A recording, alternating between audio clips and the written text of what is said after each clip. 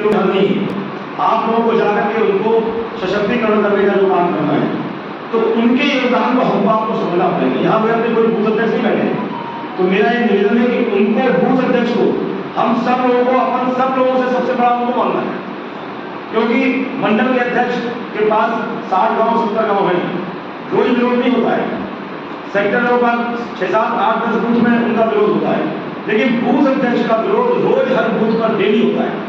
सपा वाले बोलते हो ये हुआ, बसपा वाले बोलते ये हुआ, तो हमारे लिए सर्वाधिक महत्वपूर्ण सबसे ज्यादा जुटने वाले, रोज ताना सहने वाले, अगर किसी का काम नहीं होता और लोग कहते हैं हाँ भाई ये बताओ, अपना बड़ा वो बेचारे प्रयास किए, हो पाया काम नहीं हो पाया, इसलिए का मेरा तात्पर्य है। मैं आपसे बात इसलिए बोल रहा हूँ, अभी त्रिपुरा का चुनाव हुआ तो आपने त्रिपुरा में देखा, वहां पर जनजातीय क्षेत्र था, अनुसूचित जनजाति के लोग थे, वो सभी लोगों ने ईसाई बना दिया, क्रिश्चियन बन गए, कम्युनिस्ट का वहां पे कब्जा था, और वो किसी भाजपा के कमल के फूल से वो घृणा करते थे। क्यों घृणा करते थे?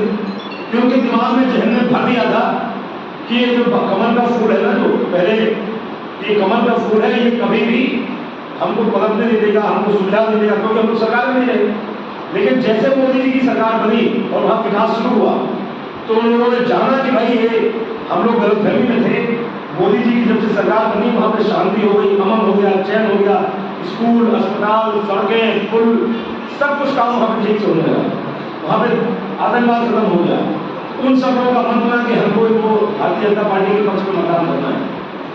फिर बाद में बोला कि हमारे जनजातीय समाज की हम लोग की बहन द्रौपदी मुर्मू जी, वो भारत की राष्ट्रपति अगर बनी तो भारतीय जनता पार्टी ने बनाया, तो पूरे देश के जिन जिन प्रांतों में जनजातीय समाज के लोग रहते हैं, उनको लगा कि हमको सम्मान देने वाली अगर कोई पार्टी है तो केवल और केवल भारतीय जनता पार्टी है, वो इसके साथ है। जो में से ईसाई बन गए थे लोग, ज्यादा ईसाई बन गए थे, उन लोगों ने भी द्रौपदी मुर्मू जी के राष्ट्रपति बनने के बाद भारतीय जनता पार्टी के पक्ष में मतदान करने का मन बनाया। लेकिन कम्युनिस्ट का वहां बोलबाला था, कांग्रेस का बोलबाला था, और ईसाई वहां मिशनरी थे, उन लोगों ने किया। तो वहां पे आपने देखा है टिपरा मूसा, आपने नाम सुना, कितने लोगों ने नाम सुना टिपरा मूसा? 8-10 लोगों ने सुना। वहां पे एक राज परिवार का लड़का है, उसने शुरू किया और उसके 13 सीटें आई, उसकी एक भी सीट नहीं थी। 13 सीटें आई क्यों? क्योंकि जनजाति प्रभावित जो क्षेत्र था वहां पे सब लोग ईसाई बन गए, तो ईसाइयों ने कम्युनिस्ट की खबर दी। मैं बात आपको बूथ का महत्व बता रहा हूँ। और उन सभी लोगों ने ताकत के साथ मिल करके जो बीजेपी को वोट नहीं देना चाहते थे, उन्होंने टिपरा मूसा को वोट दिया। वो वोट बीजेपी को मिल सकता था, लेकिन हमारे भाई ईसाई बन गए, उनके दिमाग में ये वहम भर दिया गया कि आप नहीं कर पाओगे, ये बीजेपी वाले नहीं करेंगे, ये देश से निकाल देंगे, उनको डराने लगे। वो लोग वहां चले गए और उसकी 13 सीटें जीती, कम्युनिस्ट नहीं जीत पाई। लेकिन आपको सुनकर के आश्चर्य होगा, आप आगे चेक करिएगा, सुनकर के आपको आश्चर्य होगा, उन 13 सीटों में हम लोग हारे जरूर, लेकिन दूसरे नंबर पर कौन सी पार्टी थी? दूसरे नंबर पर भारतीय जनता पार्टी है, जो वहां पर 13 सीटें उसकी जीती। अगर क्योंकि पूरा जनजातीय क्षेत्र था, मतलब जो ईसाई बन गए हैं, जो हमारे अनुसूचित जनजाति समाज के लोग, वो ईसाई को चले गए, वहां कम्युनिस्ट को नहीं वोट दिया, उन्होंने वहां के राज परिवार को वोट दिया, जो कि वहां हिंदुत्व की बात कर रहा है।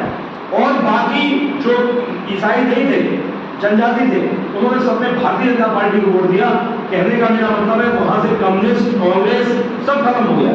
कैसे खत्म हुआ? केवल हमारे बूथ के कार्यकर्ताओं की दम पर, अन्ना प्रमुखों की दम पर, क्योंकि उन्होंने अपने गांव में अपनी बोली, अपनी भाषा में उनसे बात की, उनको विश्वास हुआ, उनको बताया और वो चीज को समझे। और मैं आपकी जानकारी के लिए बता रहा हूँ, आज के विषय से अलग बात है, हमारे प्रधानमंत्री जी ने इस बार का बजट लेकर के आए हैं, उसमें 38,000 जनजातीय भाषाओं के लिए शिक्षकों की नियुक्ति की जा रही है, 38,000। और जैसे नवोदय विद्यालय चलता है, हम जानते हैं कि हॉस्टल की कोई फीस नहीं, गांव से बच्चा आए, यही रहे, यही खाए, यही पढ़े और काबिल बच्चे बनते हैं। उन जनजातीय क्षेत्रों में उनकी जो बोली है, भाषा है, उन्हीं की बोली भाषा बोलने वाले अध्यापकों को भर्ती किया जा रहा है। उन्हीं के जिलों में वो विद्यालय बनाया जा रहा है, हॉस्टल, और गांव से गली से निकाल करके उनको स्कूल में एडमिशन दिलाया जा रहा है। ये आपकी मजबूत सरकार और मोदी जी के नेतृत्व की सरकार की काम है। तो हम लोग सरकार बनाने के लिए, सत्ता का सुख भोगने के लिए, थैली झोला भरने के लिए भारतीय जनता पार्टी में काम नहीं कर रहे हैं। जितने भी कार्यकर्ता बैठे हैं, सभी लोग अपने घर को तमाशा देखने का काम कर रहे हैं। अपना मोटरसाइकिल अपना काम छोड़ दिया। अभी भी निर्देश दिया आदरणीय प्रभारी जी ने, अध्यक्ष ने भी दिया हुआ, ये सब काम छोड़ दीजिए। अभी जब बोला कि कटाई चल रही है तो वहाँ लालू बैठे बैठे हंस रहे थे हमारे कि कटाई की तरफ मत जाओ, लालू सोच रहा हो हमारी खेती फसल कैसे कटेगी। कहने का मतलब पार्टी के लिए काम हम लोग करते हैं, कुछ ना कुछ निछावर करते हैं और रात दिन लड़ते हैं। तो मेरा आप सब लोगों से विशेष आग्रह है, जैसे काम निरंतर आप लोग कर रहे हैं, बूथ की जो टीम है वो थोड़ा बहुत कुछ लोग मजबूरी में आर्थिक तंगी में घर का खर्चा न चलने में हमारे बूथ के बहुत से अध्यक्षों को मजबूरी में अपने माता पिता भाई बहन पत्नी बच्चों को छोड़ के मजदूरी करने बाहर जाना पड़ता है। ऐसे अपने 20-25% हो सकता है कार्यकर्ताओं की मजबूरी हो, उनको गाँव में उनके स्थान पर कोई दूसरा कोई जिम्मेवारी दे दी जाए और जिनको जिम्मेवारी दी जाए उनको एक निवेदन किया जाए कि अपने बूथ अध्यक्ष जब भी छुट्टी में कभी आए तो उनको अपने से ऊंची कुर्सी में उनको बिठाया जाए। हमारी बूथ अध्यक्ष चाहिए परिवार का भी खर्चा चला रहे हैं, देश के लिए भी काम कर रहे हैं, भारतीय जनता पार्टी के लिए भी काम कर रहे हैं। ऐसे मिल करके हम लोग वहाँ पर काम करें, 15 प्रमुखों की टीम बने। तो मेरा आपसे, मैंने ज़्यादा आपका समय ले लिया, विषय तो अपना बूथ रखना है वो अपने माननीय प्रभारी जी ने आपको बहुत विस्तार से बताया, बार बार रिपीट करके बताया, दोहरा करके बताया, जैसे टीचर जैसे स्टूडेंट्स को बताता है ताकि लोग रख लें, क्योंकि रात दिन हम लोग ये काम करना है, जिंदगी भर करना है, मरते दम तक करना है। यहाँ पर जितने भी लोग बैठे हैं 90% लोग वो हैं जब भाजपा हमेशा विपक्ष में रही तो हमेशा सरकारों के खिलाफ आंदोलन करते रहे, कितना भी नुकसान हुआ कुछ हुआ लेकिन भाजपा का झंडा लिए लगातार चलते रहे। तो मेरा आप सभी लोगों से आग्रह है कि जो बूथ की टीम है, ऐसे जो हम लोग सब लोग बने, हम लोग बूथ से पढ़े, फिर सेक्टर में आए, सेक्टर से मंडल में आए, मंडल से जिले में आए, हम ऐसे तो हम लोग आए जिले तक। तो अभी जब आप प्रवास करने जाएंगे, जब निर्देश मिला है कि 15 दिन तक आपको अपने घर छोड़ के जाना है, मैं दावे के साथ कहता हूँ घर की जिम्मेवारी निभाने के साथ साथ जितना अधिकतम समय आप अपने बूथ से दूसरे बूथ में निकाल लेंगे, मैं दावे के साथ कहता हूँ पार्टी बढ़ेगी, कार्यकर्ता बढ़ेंगे, ये तो बढ़ेगा। जो जितना प्रवास करेगा उसका कद भी बढ़ेगा, उसका परिचय भी बढ़ेगा, सम्मान भी बढ़ेगा। और श्रीनगर में काम करने वाले हमारे किसी सेक्टर में, पिपरा में या ग्योड़ी में या कहीं भी मगरमई में कोई भी काम कर रहे होंगे या अपने घरेला में काम कर रहे हो, कहीं भी पहचाना में बनाएंगे, तो अगर वो दूसरे बूथ में जाएंगे तो उनको अगर गांव के भी 100 लोग नमस्ते करते थे, हमारे उस बूथ के अध्यक्ष को 15 प्रमुख को दूसरे गाँव में वाले कहीं आए अरे भैया नमस्कार, उनसे रामनाम हो जाएगी। वो अपने परिवार के लोगों को मित्रों को लेके जाएगा, भाई कपड़ा परिचय खाली में खड़े थे 20 लोग रामनाम कर रहे थे। तो भारतीय जो जितना प्रवास करेगा उतना परिचय बढ़ेगा, उसका उतना कद बढ़ेगा, उतनी पार्टी बढ़ेगी, उतनी भारत माता बढ़ेगी। मतलब जो बोलते हैं अपने बुंदेलखंडी भाषा में कि एक साधे सब सधे, सब साधे सब जाए।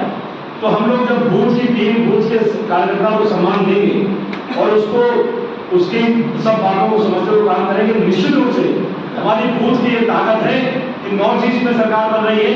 और जैसा आदरणीय रामलला जी बोल रहे थे, केरल में भी बंगाल में भी आने वाला समय दूर नहीं है कि केरल और बंगाल और तमिलनाडु में भी भारतीय जनता पार्टी की सरकार बनेगी। और जिस दिन सरकार बनेगी, आप लोग समझिए, जिस दिन पूरे हिंदुस्तान का नक्शा भारतीय जनता पार्टी की सरकारों से पूरा भारत प्रदेश जब छा जाएगा, तो आप गारंटी के साथ नोट कर लीजिए, जिस दिन हिंदुस्तान में हर प्रदेश में भाजपा की सरकार बन जाएगी, आप मान लीजिए कि हिंदुस्तान दुनिया की महाशक्ति उसी दिन बन जाएगा।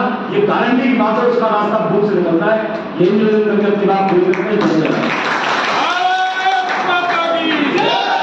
भारत माता की जय।